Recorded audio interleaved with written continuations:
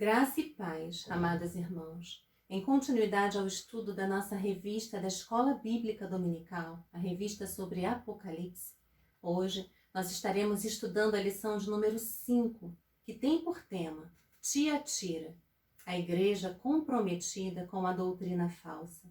E o texto básico desta lição encontra-se em Apocalipse capítulo 2, do versículo 18 ao 29.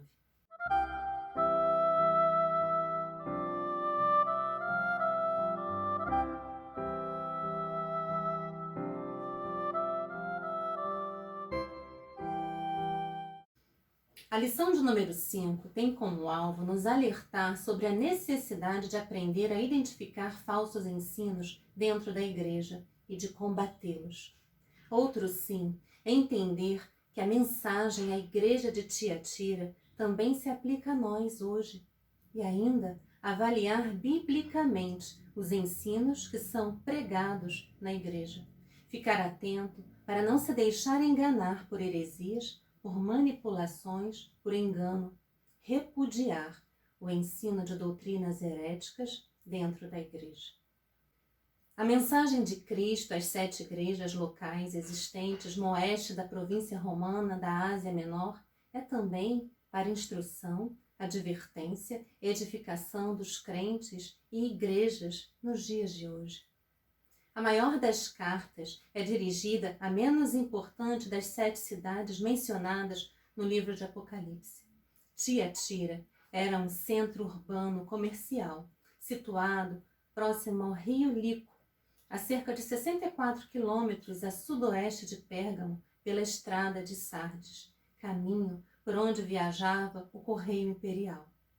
Por este caminho se transportava todo o intercâmbio comercial entre Europa e Ásia. Quase nada foi escrito sobre a cidade nas fontes antigas e, visto que a moderna cidade de Aksar está em seu lugar, poucas escavações arqueológicas têm sido feitas ali. Consequentemente, sabemos menos sobre Tiatira do que sobre as outras cidades da Ásia Menor. Ela foi fundada no 3º século a.C., como um posto militar. Tiatira era especialmente conhecida pelo seu grande número de associações de classes. Era chamada de guildas. A maioria das cidades no mundo greco-romano concentrava-se nessas associações, mas em Tiatira elas tinham uma importância especial, de fato, tanto física quanto socialmente. Elas eram o coração da vida civil. As cidades tendiam a se organizar em quarteirões e cada associação controlava sua região de quarteirões. Lídia, uma vendedora de tecidos de púrpura e possivelmente patrocinadora da igreja em Filipos, como pode ser visto em Atos, capítulo 16, versículo 14, que nos diz a palavra de Deus. Certa mulher chamada Lídia, da cidade de Tiatira, vendedora de púrpura, temente a Deus, nos escutava. O Senhor lhe abriu o coração para atender às coisas que Paulo dizia. Lídia veio de Tiatira, era conhecida por suas tintas e tecidos. E a vida religiosa desta cidade também era influenciada por essas associações profissionais, pois cada uma tinha o seu próprio deus ou deusa, padroeiro, e muitas de suas festas tinham um caráter religioso. Nessas reuniões haviam banquetes com comida sacrificada a ídolos e acabavam depois em festas cheias de licenciosidade. A pressão sobre os cristãos para participarem da vida idólatra do povo estava provavelmente ligada às associações, já que as suas festas eram o centro da vida social e comercial de Tiatira. A recusa em delas participar implicava perda tanto da simpatia quanto dos negócios. Seria quase impossível ser comerciante em Tiatira sem fazer parte destas associações. Não participar era uma espécie de risco comercial, era perder as esperanças de prosperidade. William Barclay diz que era esse o problema de Tiatira. Não havia perseguição. O perigo estava dentro da igreja. O que os cristãos deveriam fazer, então, nestas circunstâncias? Manter a consciência pura ou entrar no esquema para não perder dinheiro? Ser santo ou ser esperto? Qual é a posição do cristão? Se sai da associação, perde a sua posição, reputação e o lucro financeiro. Se permanece nestas festas, ele nega Jesus. Nessa situação, Jezabel fingiu saber a solução, disse ela. Para vencer um inimigo, é preciso conhecer as coisas profundas de Satanás. Não se pode vencer o pecado sem conhecer profundamente o pecado pela experiência, dizia ela. E, infelizmente, muitos se deixaram levar por esse caminho pecaminoso e contrário aos mandamentos de Jesus Cristo. É dentro dessa cultura que está a igreja de Tiatira. Era uma igreja forte, crescente. Aos olhos de qualquer observador, parecia ser uma igreja vibrante, amorosa, cheia de muitas pessoas. Mas nós vamos observar ao longo do estudo como Jesus Cristo vê essa igreja.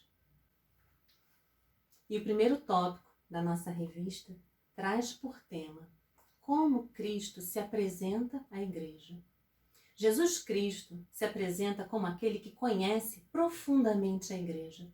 Ele não apenas está no meio dos candeeiros, ele também anda no meio dos candeeiros.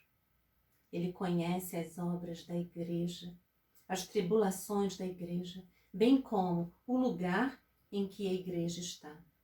Em Apocalipse 2, versículo 18, nos diz a palavra de Deus: ao anjo da igreja em Tiatira escreve: estas coisas diz o Filho de Deus, que tem os olhos como chama de fogo e os pés semelhantes ao bronze polido. E o primeiro subtópico nos diz: o Filho de Deus. Esta é a única vez que este título aparece no livro de Apocalipse. É comum em outros livros no Novo Testamento, especialmente nos livros de João, como descrição de Jesus Cristo. Em cada carta, o título e a caracterização de Cristo visam ter uma aplicação direta à igreja sobre considerações. Em Tiatira havia o culto a Apolo, o Deus Sol, filho de Zeus, que era a divindade protetora da cidade. O Sol fala de poder, mas o verdadeiro poder está totalmente nas mãos do Filho de Deus, implicando majestade e divindade, e fornece uma importante mensagem a esta fraca igreja para que se concentrasse no verdadeiro Filho de Deus, Jesus Cristo, o Messias. E o segundo subtópico fala sobre olhos como chamas de fogo. Se o apóstolo João tivesse escrito olhos como fogo, estaria falando de luz, pois como fogo é o jeito grego de dizer que é para iluminar. Ao escrever olhos como chama de fogo, João quer dizer que Cristo está anunciando o juízo, aquilo que ele usa para purificar. Cristo é aquele que vê e queima com juízo. É a purificação. Diante de Cristo, as más obras se queimam como palha e são espalhadas pelo vento. Porém, as boas obras, que são como ouro e prata, permanecem. Porque Deus há de trazer a juízo todas as obras, até a que estão escondidas, quer sejam boas, quer sejam más. Eclesiastes 12, versículo 14. Jesus tem a percepção perfeita e profunda de todas as coisas, e nada escapa ao seu juízo. Seus olhos são um instrumento que prova os homens, conforme Salmo 11, versículo 4. O Senhor está no seu santo templo. Nos céus tem o Senhor o seu trono. Os seus olhos estão atentos e as suas pálpebras sondam os filhos dos homens. Ele vê tudo. Ele conhece tudo e ele sonda a todos. Louvado seja Deus! Nada escapa ao seu conhecimento Ele conhece as obras e também as intenções. Cristo apresenta-se assim, porque muitas práticas erradas estavam sendo toleradas secretamente dentro da igreja. Mas ninguém se esconde do olho penetrante e onisciente de Jesus Cristo.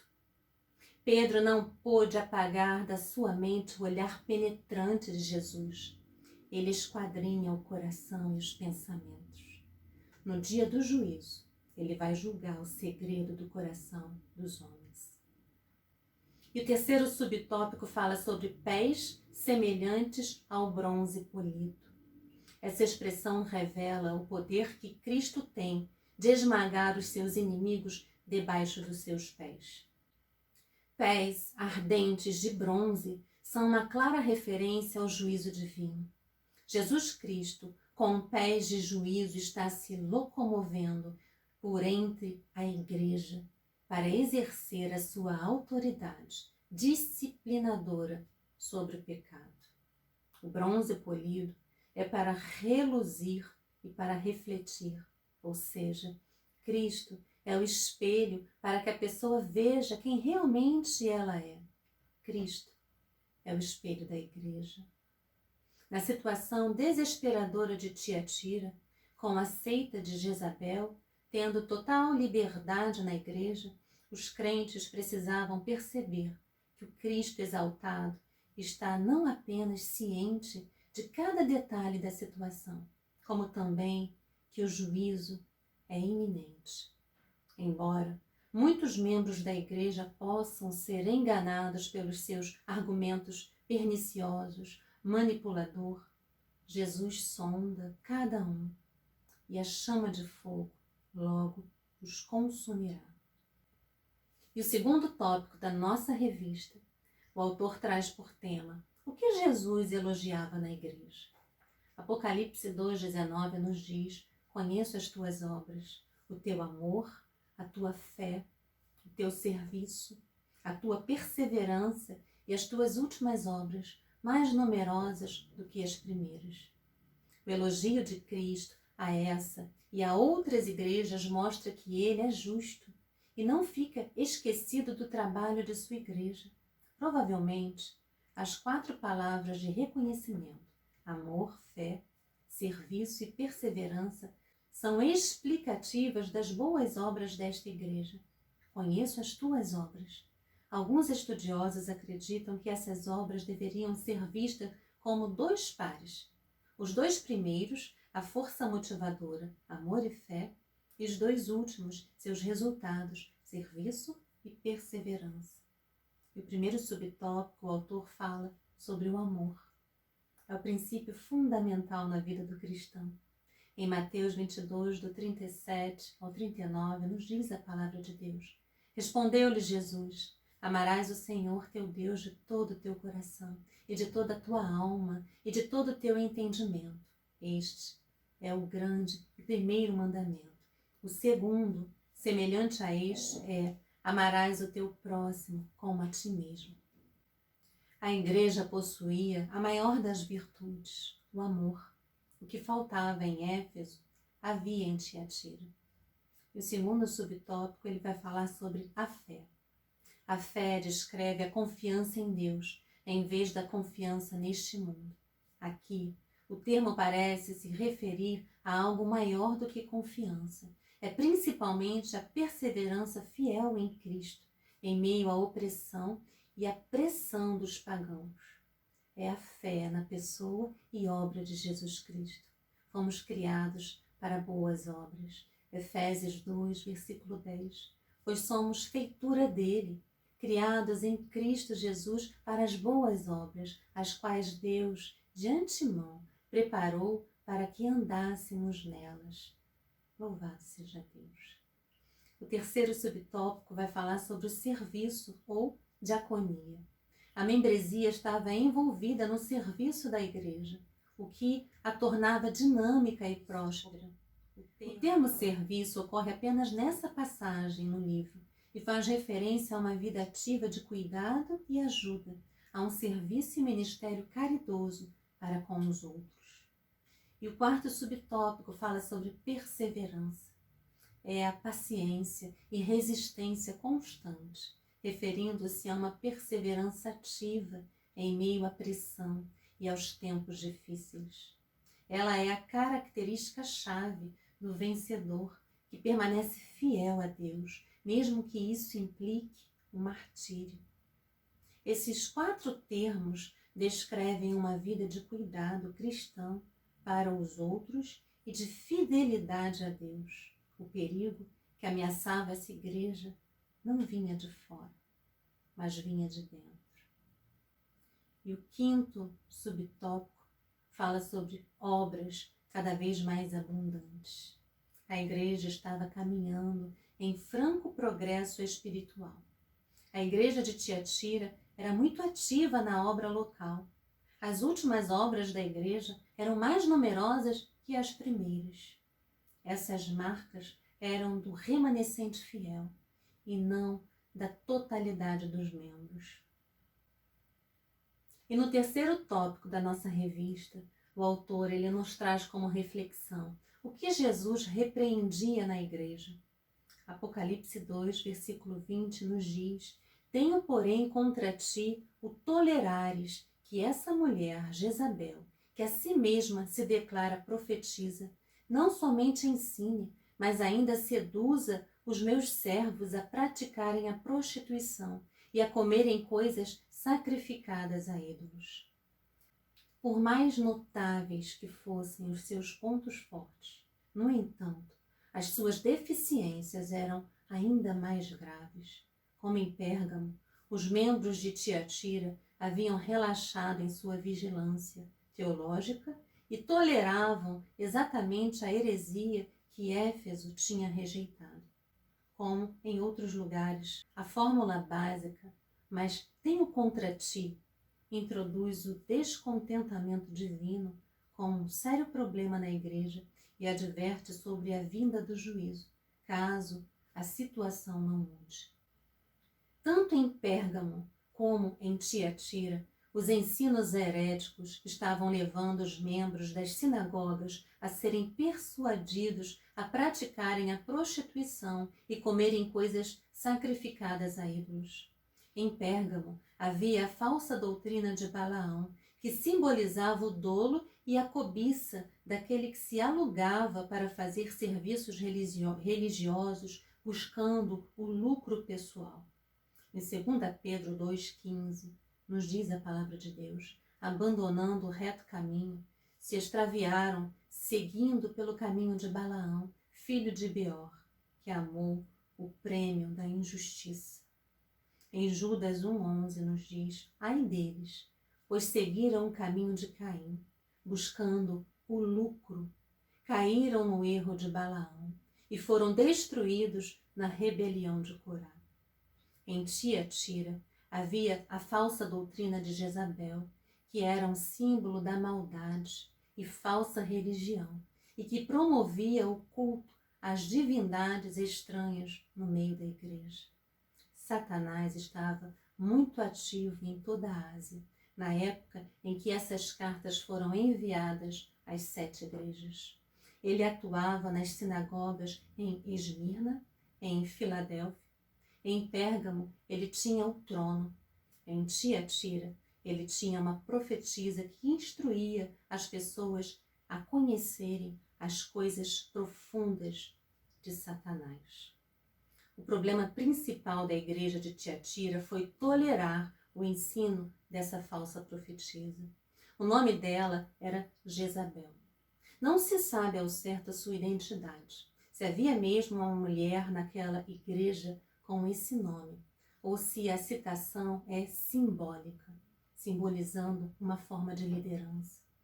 Até hoje, nunca houve uma identificação definitiva desta mulher, apesar das várias tentativas propostas. Alguns estudiosos têm, portanto, interpretado Jezabel como uma referência puramente simbólica ao movimento como um todo, em vez de remeter a determinada pessoa. Jezabel é um símbolo de maldade, de engano e de falsa religião. Essa falsa profetisa estava exercendo uma influência tão infeliz e fúnebre na igreja como Jezabel tinha exercido em Israel. Foi Jezabel quem introduziu em Israel o culto pagão a Baal e misturou religião com a prostituição. Ela não só persuadiu os profetas de Deus, mas também promoveu o paganismo. Jezabel era a esposa fenícia do rei Acabe, que ardilosamente levou o reino do norte à adoração a Baal e à feitiçaria. Eu estarei deixando as referências bíblicas anotadas para que depois os irmãos possam ler. Embora a imoralidade não seja mencionada no texto do Antigo Testamento, a prostituição em 2 Reis 9:22 provavelmente tem um sentido espiritual de idolatria, em vez de um sentido literal. Em 1 Reis, capítulo 16, do 30 ao 33, nos diz a palavra de Deus: fez Acabe, filho de Omri, o que era mal perante o Senhor, mais do que todos os que foram antes dele. Como se fora pouco andar ele nos pecados de Jeroboão, filho de Nebate, tomou por mulher a Jezabel, filha de Etibal, dos reis de Sidônios, e foi e serviu a Baal e o adorou. Levantou um altar a Baal na casa de Baal, que edificara em Samaria. Também Acabe fez um poste ídolo, de maneira que cometeu mais abominações para irritar ao Senhor, Deus de Israel, do que todos os reis de Israel que foram antes dele. Uma coisa pode ser dita com toda segurança. O problema em Tiatira estava centrado nas associações de classe. Para que as pessoas mantivessem o seu sustento, algumas conexões eram realizadas entre essas associações. Jezabel estava ensinando à igreja que a maneira de se vencer o pecado era conhecer as coisas profundas de Satanás. Versículo 24 do capítulo 2. Ela ensinava que os crentes não podiam se arriscar a perder a conexão comercial. Eles deveriam participar dos banquetes das associações e comer carnes sacrificadas a ídolos, bem como das festas imorais. Ela ensinava que os crentes deviam defender seus interesses materiais a todo custo. Prejuízo financeiro para ela era mais perigoso do que o pecado. Amava mais o dinheiro que a Jesus, mais as exigências materiais que as exigências de Deus. O ensino dela era que não há mérito em vencer um pecado sem antes experimentá-lo. O argumento dela é que para vencer Satanás é preciso conhecê-lo e que o pecado jamais será vencido a menos que você tenha conhecido, tudo por meio da experiência, dizia ela. A falsa profetisa de Tiatira agia de forma semelhante a Jezabel do Antigo Testamento, seduzindo os cristãos à prática de idolatria e prostituição. Há duas condenações aqui. Primeiro, a imoralidade sexual. Não se sabe se devemos interpretar esta expressão literalmente, ou seja, fornicação ou prostituição, ou se ela tem conotação espiritual, ou seja, infidelidade a Deus e idolatria. Não há dúvida de que a infidelidade a Deus é chamada também como uma forma de adultério. Quando Israel se envolvia com outros deuses, esse fato era chamado de adultério. Eu deixarei as referências para que depois os irmãos possam estar lendo. A instrução de Jezabel tinha como propósito ensinar as coisas profundas de Satanás. Ela ensinava que a libertinagem e a licenciosidade podiam ser praticadas sem nenhum prejuízo para a vida espiritual, e assim se corromperam moralmente. Segundo subtópico, fala sobre a carne sacrificada a ídolos. Um dos grandes problemas para a igreja naquela época era a carne sacrificada a ídolos. Podia um cristão comer carne sacrificada a um ídolo num templo pagão? Paulo se ocupou desse assunto e disse que o ídolo não é nada em si para os cristãos, mas para os não crentes era um sacrifício a demônios. Pode ser visto em 1 Coríntios 8, capítulo 4, capítulo 10, versículo 18. Paulo relembrou aos crentes que a adoração pagã na realidade tem demônios por detrás delas. De fato, o ídolo nada é, mas é possível que, através do ídolo, algum poder espiritual negativo, real, esteja sendo adorado como um demônio.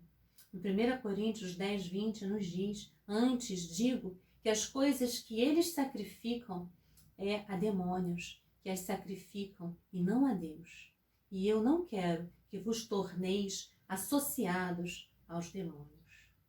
Portanto, honrar um ídolo, em qualquer sentido, também é honrar o poder espiritual por detrás do ídolo. A igreja não tinha dúvida de qual era o dever do cristão diante destas práticas. Infelizmente, na igreja de Tiatira havia transigência moral.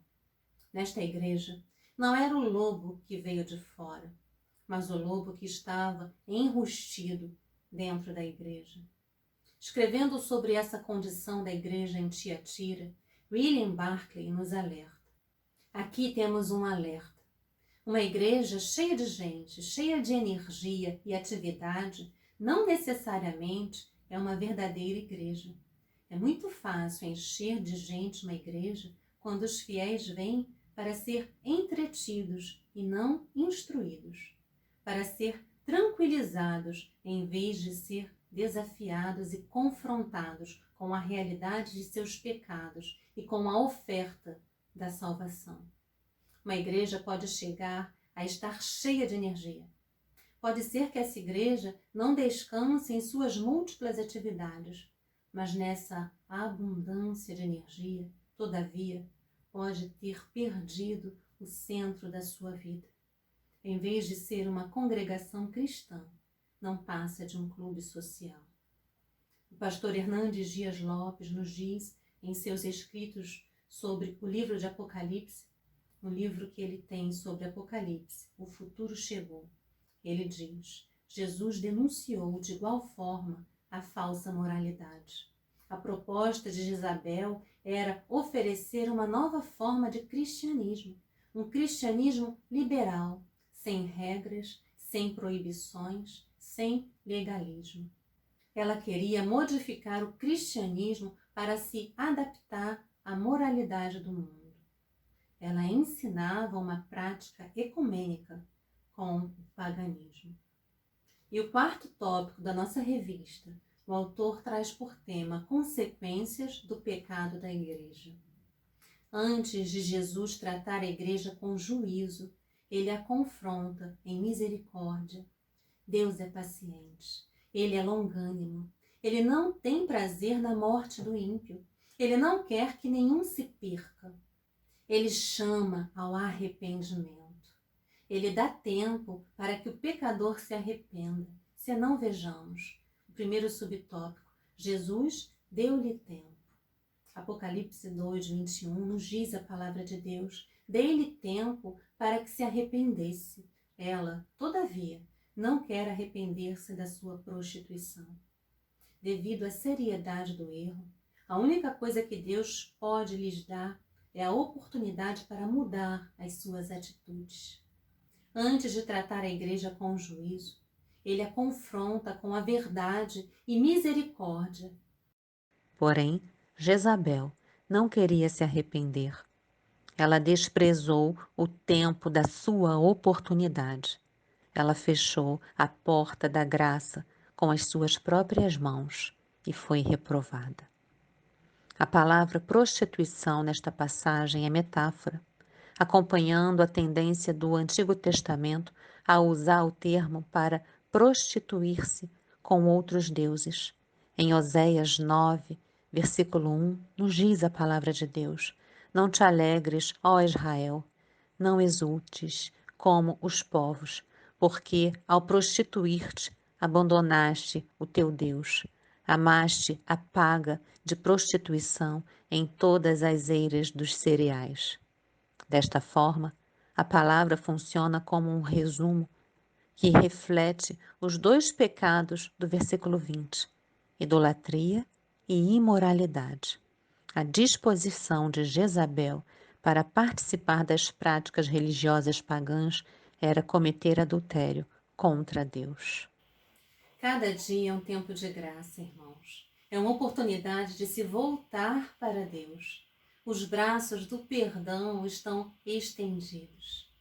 Como fez com Jerusalém, ele faz com aqueles, os falsos da igreja.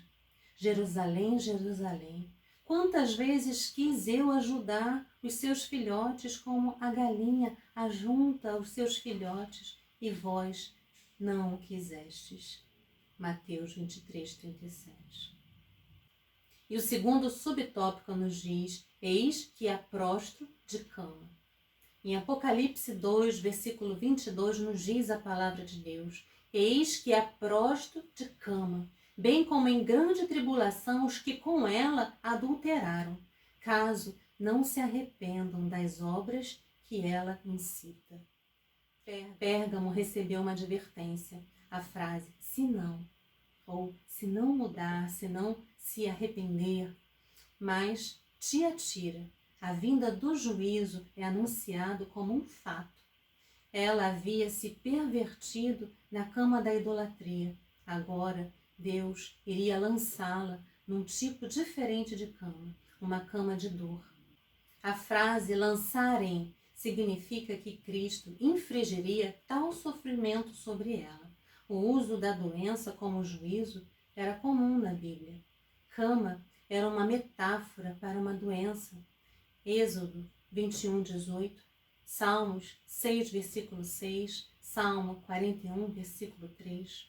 O termo como um juízo presente, em vez de um juízo final, interpretando a cama como uma condição de doença.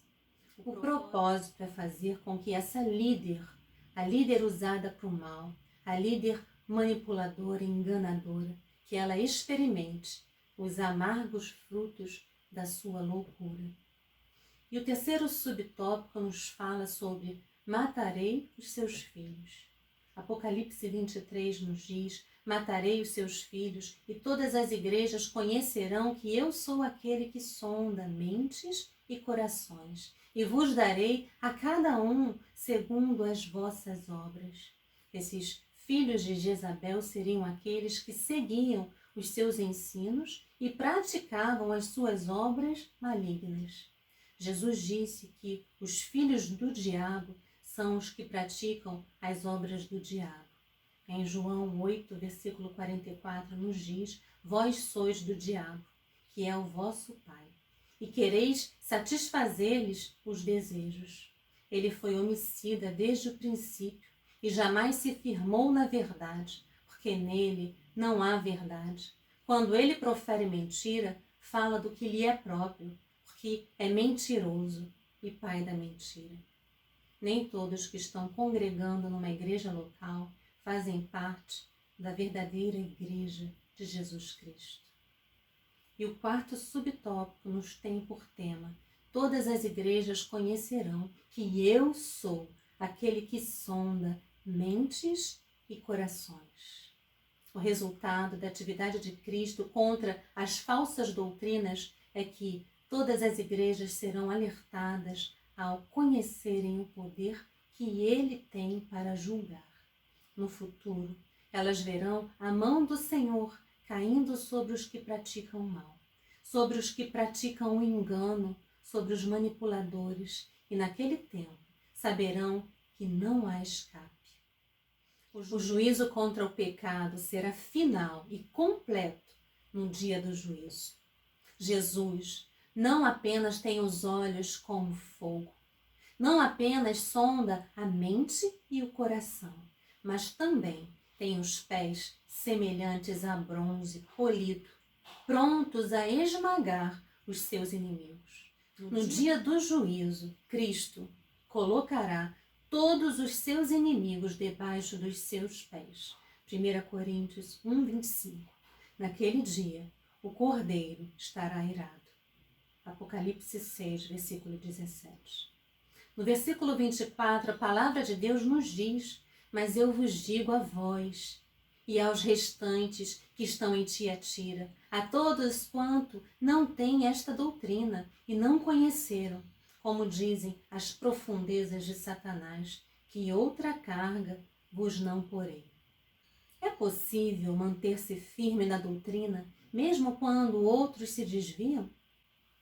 Alguns membros da igreja não apenas tinham tolerado o ensino e as práticas imorais de Jezabel, mas também estavam seguindo os seus ensinos para sua própria destruição. Porém, havia na igreja um remanescente fiel. Havia nessa mesma igreja irmãos que buscavam a santificação. A santidade de vida e de caráter é uma marca da igreja verdadeira. A santidade não é apenas a vontade de Deus, mas seu propósito. Deus nos escolheu para sermos santos. Efésios 1:4. Só os puros de coração verão a Deus. Mateus 5:8. Sem santificação, ninguém verá o Senhor. Hebreus 12:14. Eles se apartavam do mal, do engano e viviam em novidade de vida. E o quinto tópico da nossa revista, o autor traz por tema a promessa de Cristo. A provisão de Deus para nós é suficiente para uma vida plena até a volta de Jesus. Precisamos permanecer firmes e fiéis, conservando essa herança até o fim. O vencedor é o que guarda até o fim as obras de Jesus. Perseverança é a marca dos santos. Aqueles, porém, que perecem no pecado são como Judas, filhos da perdição. Nunca nasceram de novo. E o primeiro subtópico, o autor vai nos dizer ao vencedor.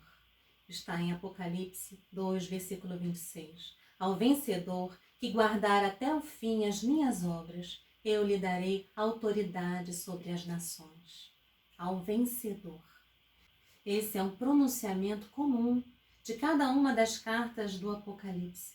Em cada caso, o vencedor é aquele que dá atenção às advertências e instruções de cada epístola sob considerações e cumpre aquilo que dele é exigido.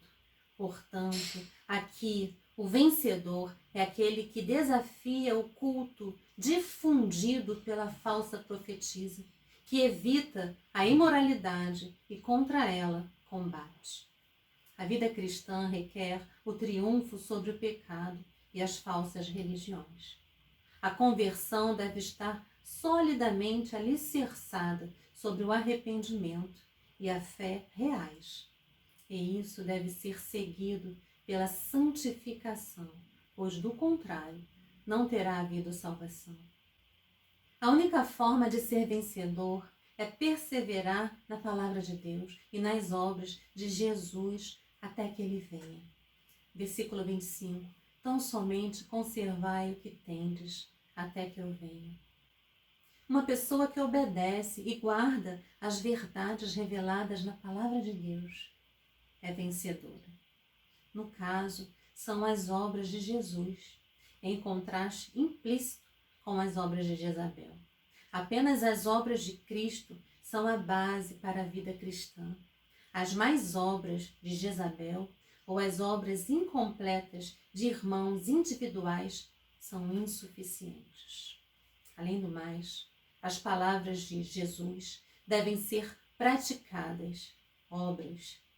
A crença necessariamente leva à ação. Essas obras são especificadas em Apocalipse 2,19. Amor, fé, serviço e perseverança. E o segundo subtópico nos fala sobre a autoridade sobre as nações. Versículo 27. E com cetro de ferro as regerá e as reduzirá a pedaços, como se fossem objetos de barro. A falsa profetisa, representada nos dias de hoje pelos falsos profetas, homens ou mulheres, estava pregando que os crentes que não engajassem nas agências comerciais e não praticassem as suas cerimônias pagãs perdiam o prestígio, vínculos econômicos estavam fadados à falência. Mas Cristo nos ensina que não adianta ganhar o mundo inteiro e perder a alma. Aqueles que não vendem a sua consciência e não trocam Deus pelo dinheiro vão ser honrados, vão assentar no trono e vão julgar os ímpios. Os santos julgarão o mundo. 1 Coríntios 6:2. Ou não sabeis que os santos hão de julgar o mundo? Aqueles que têm dominado suas próprias paixões sobre a terra terão ascendência sobre outros no céu. O vencedor é aquele que guarda as obras de Cristo até a parousia, ou seja, a segunda vinda de Cristo. E o terceiro subtópico tem por tema dar-lhe a estrela da manhã. Jesus é a estrela da manhã. Apocalipse 22:16. Eu, Jesus, enviei o meu anjo para vos testificar estas coisas às igrejas. Eu sou a raiz e a geração de Davi, a brilhante estrela da manhã. Em Apocalipse 2:28 nos diz a palavra de Deus: assim como também eu recebi do meu Pai, dar-lhe-ei ainda a estrela da manhã. Para os povos antigos, a estrela da manhã simbolizava vida e imortalidade.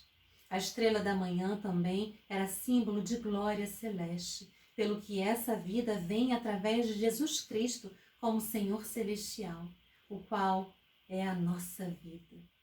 E através dele, e por ele, somente por ele, nós recebemos a vida eterna. Os salvos receberão a estrela da manhã. Não apenas receberão corpos gloriosos que vão brilhar como as estrelas no firmamento, mas também vão conhecer a Cristo, a estrela da manhã, na sua plenitude. Os salvos terão parte não apenas na autoridade de Cristo de governar o mundo, mas também na sua glória. Os que renunciaram ao pecado e às vantagens do mundo viverão na glória com Cristo em completo e eterno contentamento. Glórias a Deus. Louvado seja Deus. E caminhando para a nossa conclusão, Apocalipse 2, versículo 29 nos diz: quem tem ouvidos, ouça o que o Espírito diz às igrejas. Quem tem ouvidos, ouça o que o Espírito Santo de Deus diz às igrejas. No versículo 29 está o já conhecido chamado das cartas para ouvirem as verdades dessa profecia e para obedecerem às demandas do Espírito Santo. O consenso é que as implicações vão além da situação em Tiatira e atinge a todas as igrejas, porque os problemas são encontrados em todos os lugares. Jesus anda no meio da sua igreja e tem olhos como chama de fogo. Ele vê tudo e faz distinção absoluta entre os servos de Satanás e os servos fiéis a ele, ao Senhor e Salvador Jesus Cristo. Tribulação e morte estão reservadas aos que servem ao diabo. Para os discípulos de Jesus está garantido o privilégio de reinar em glória e poder.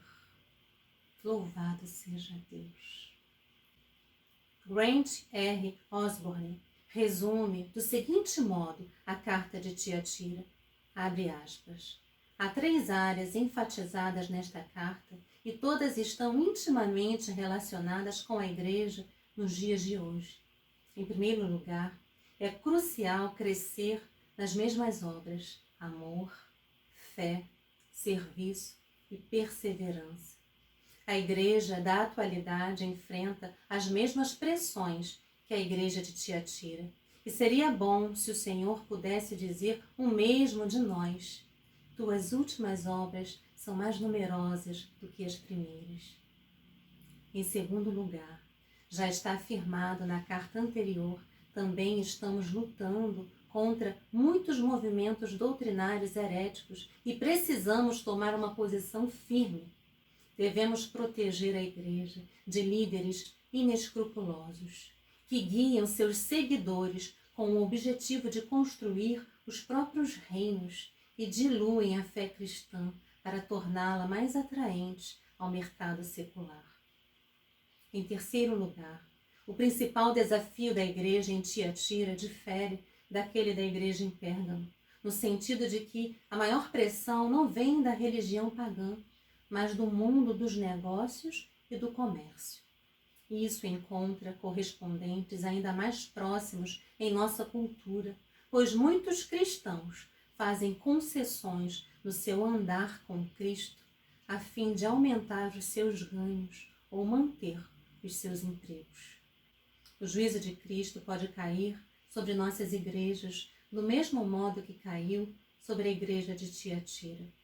Devemos nos assegurar de que Deus é o nosso sócio majoritário e de que consideramos nossa carreira como um chamado de Deus, bem como uma oportunidade de exaltar a Cristo. De outra forma, acabaremos como Jezabel. Fecha aspas. Irmãos, a palavra de Deus é muito clara. Que possamos vivenciar nossa existência como expressa o apóstolo João em sua primeira carta, afirmando que o verdadeiro cristão permanecerá para sempre com Cristo Jesus. Porque tudo o que há no mundo, a concupiscência da carne, a concupiscência dos olhos e a soberba da vida, não procede do Pai, mas procede do mundo. Ora, o mundo passa, bem como a sua concupiscência. Aquele, porém, que faz a vontade de Deus, este permanece eternamente. Louvado seja Deus. O mundo passa, bem como a sua concupiscência.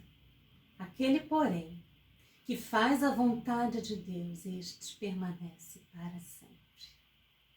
Irmãos, quem tem ouvidos, ouça o que o Espírito diz às igrejas.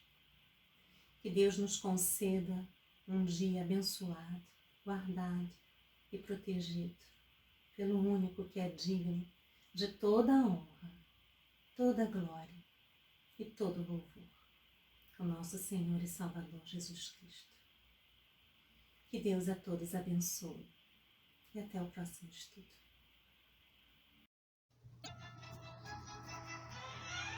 E ao anjo da igreja de Tiatira escreve: isto diz o Filho de Deus, que tem os olhos como chama de fogo e os pés semelhantes ao latão reluzente. Eu conheço as tuas obras, e o teu amor, e o teu serviço, e a tua fé, e a tua paciência, e que as tuas últimas obras são mais do que as primeiras. Mas tenho contra ti o tolerares que Jezabel, mulher que se diz profetiza, ensine e engane os meus servos para que se prostituam e comam dos sacrifícios da idolatria. E dei-lhe tempo para que se arrependesse da sua prostituição, e não se arrependeu. Eis que a porei numa cama, e sobre os que adulteram com ela virá grande tribulação, se não se arrependerem das suas obras. E ferirei de morte a seus filhos, e todas as igrejas saberão que eu sou aquele que sonda as mentes e os corações, e darei a cada um de vós, segundo as vossas obras. Mas eu vos digo a vós, e aos restantes que estão em Tiatira, a todos quantos não têm esta doutrina e não conheceram, como dizem, as profundezas de Satanás, que outra carga vos não porei. Mas o que tendes, retende-o até que eu venha. E ao que vencer e guardar até o fim as minhas obras, eu lhe darei poder sobre as nações, e com vara de ferro as regerá, e serão quebradas como vasos de olheiro, como também recebi de meu Pai, dar-lhe-ei a estrela da manhã. Quem tem ouvidos, ouça o que o Espírito diz às igrejas. Apocalipse capítulo 2, do versículo 18 ao versículo 29.